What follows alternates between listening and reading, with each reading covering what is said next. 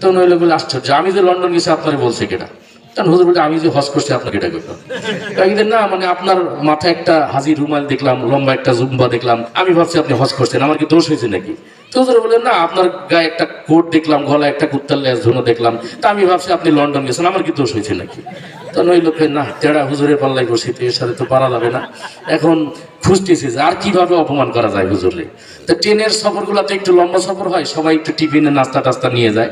তো ইংরেজি শিক্ষিত যারা, তাদের স্টাইলে যত খাবার নষ্ট করবো তত তাদের ফ্যাশন। আর আমাদের সুন্নত হলো চাইটা মিটে সুন্দর করে খাওয়া। তো ওই দুইজনই একসাথে নাস্তা বের করছে, সে তো অল্প একটু খাইয়েই ফালাই দিছে, ফালাই দিয়ে ফ্লাক্সে বেড়ে চা নিয়ে আসছিল, চা খাইতেছে ডকডক করে। আর এদিক দিয়ে হুজুর রুটি আর মুরগির গোশত আনছিল, সুন্দর করে চাইটে বুইটে খাইয়ে রুটি টুটি সব শেষ করে, আর মুরগির যে হাড্ডি ছিল হাড্ডি কড়াত মড়াত করে চাবাই খাইতেছে। এখন ওই লোক চিন্তা করছে এইবার পাইছি সুযোগ হুজুরকে অপমান করার। তখন সে চা খাইতেছে আর বলছে, হুজুর একটা প্রশ্ন করি? তখন হুজুর বলছে হ্যাঁ করেন। আপনার দেশের কুত্তায় কি খায়? মানে সে বুঝাইতে চাইছে যে হাড্ডি শুদ্ধে যে আপনি খাইয়া লাইলেন, কুত্তারে কি দিবেন? তো হুজুরও সুন্দর করে হাড্ডি খাইতে খেতে বললেন যে আমার দেশের কুত্তায় চা খায়। তখন ওই লোকের তো চা খাওয়া বন্ধ হয়ে গেছে, যে না কোন তেড়া হুজুরের পাল্লায় বললাম, এর সাথে তো কোনো দিক দিয়ে পারা যাইতেছে না। এখন অপেক্ষা আছে যে কেমনে প্রতিশোধ নিব এই হুজুরটা। তখন ট্রেনের আর একটা সুন্দর সিস্টেম আছে যে নামাজের সময় হলে একটা ছোট নামাজ ঘর আছে, ওই রেকর্ডে আজান বাজায়। রেকর্ডের আজানে যদিও নামাজ সহি না, কিন্তু সতর্ক করে যে নামাজের সময় হয়েছে, যারা নামাজ পড়বে করে। তো ওই আজান বাজছে, হুজুর করছি ওই হুজুরের রুমালটা রেখে কোটটা খুলে অজুখানে গেছে। এখন ওই লোক ওই রুমাল আর কোট জালনা দিয়ে ফালাই দিছে। কারণ হুজুর যখন আসতে আইসে দেখে যে তার রুমালও নাই, কোটও নাই, আশপাশে তাকাইছে, কেউ তো সরাসরি বলার সাহস পায় না, ইশারায় কয় ওই লোকের দাম এটা। তো হুজুর বুজুর্গ মানুষ, হুজুর বসে দোয়া করছেন, আল্লাহ এমন একটা কাজ করে ওরও যেন টয়লেটে যাওয়া লাগে।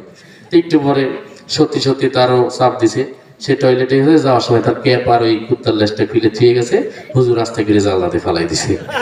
এখন ওই লোক যখন ঘুরে আসছে ওয়াশরুম থেকে আইসে কি ব্যাপার, আমার টাই আর ওই কোট গেল, ক্যাপ কোথায় গেল? কেউ বলার সাহস পায় না, ইশারায় কয় হুজুর ফালাইছে। হুজুর বলছে, হুজুর আপনি কি আমার কোট আর টাই ফালাইছেন? হুজুর কয় কি না তো, আমি তো ফালাইনি। বলে তাহলে কেটা ফেলাইল? আপনি ফালাইছেন, আপনি এখানে ছিলেন, আপনি জানেন। আপনার ক্যাপারটাই আমার ওই টুপি আর রুমাল তালাশ করতে গেছে, যে আসলে দুটোটা এলো, না এলে দুটোটা গেল। তো এটা হলো উদুইলা সাবিলি রাব্বিকা বিল হিকমাতি ওয়াল মাউইজাতিল হাসানা। যদি সোজা আঙ্গুলে ঘি না ওঠে, মানুষ আঙ্গুল বাঁকা করে এটা লাগে। তো ওলামায়ে কেরামও যখন উম্মতের যে হাল হয়, ওই হাল অনুযায়ী একটু বুঝায়, মাঝে মাঝে একটু হাসি মজাক দিয়ে বোঝায়, মাঝে মাঝে কোরআন হাদিসের ব্যাখ্যা দিয়ে বোঝায়, মাঝে মাঝে সুরে সুরে বোঝায়, যে তারপরে তোমরা একটু বোঝো, দিনের পথে আসো। কিন্তু আমরা করি কি, বুঝি তো না, উল্টা সমালোচনা শুরু করি, যে এই হুজুর ভালো না, এই হুজুর খালি সুর দেয়, এই হুজুর খালি হুঙ্কার দেয়, ওই হুজুরি কোনো সুরই নাই, তারে আনছে কিসের জন্য? এই যে সমালোচনা করি, এই সমালোচনা করতে করতে মাহফিলের বরকতটা নষ্ট করে ফেলি, হেদায়েত আর আমাদের নসিব হয় না। এই কারণে সর্বপ্রথম আমাদের দিলটা পরিষ্কার করে বসতে হবে, যে হুজুরই বসুক আমি তার বয়ানটা মনোযোগ দিয়ে শুনে আমি আমার নিজের জীবনকে পরিবর্তন করব।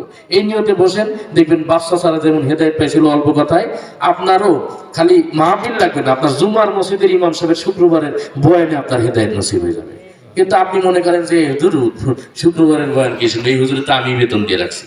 হ্যাঁ, হুজুর আজান দেয় 12:30, আমরা যাই 1:15, যাতে বয়ান শোনা না লাগে, যাই কোনো রকম খুতবাটা ধরে তারপরে চলে আসি। হুজুর কিন্তু একজন গ্রামের মসজিদের ইমাম একটা শুক্রবারের আধা ঘন্টা বয়ান সাজানোর জন্য পরে আগের শুক্রবার থেকে পরের শুক্রবার পর্যন্ত পুরো সময় মেহনত করে, যে আমি আধা ঘন্টা বয়ানটা কেমনি একটু বুঝাই বলতে পারবো মুসল্লিদেরকে। কিন্তু এত কষ্টের পর যখন ইমাম দেখে যে মুসল্লি একটাও নাই, তার মনটা ভেঙে যায়। পরে আস্তে আস্তে টুকটাক কথা বলতে বলতে আবার সুন্নতের সময় হয়ে যায়। সুন্নতের সময় হলে তো কিছু মুসল্লির আবার চুলকানি শুরু, হুজুর পার হয়ে গেছে, আপনি এখন বয়ান শেষ করেন না কে? হ্যাঁ,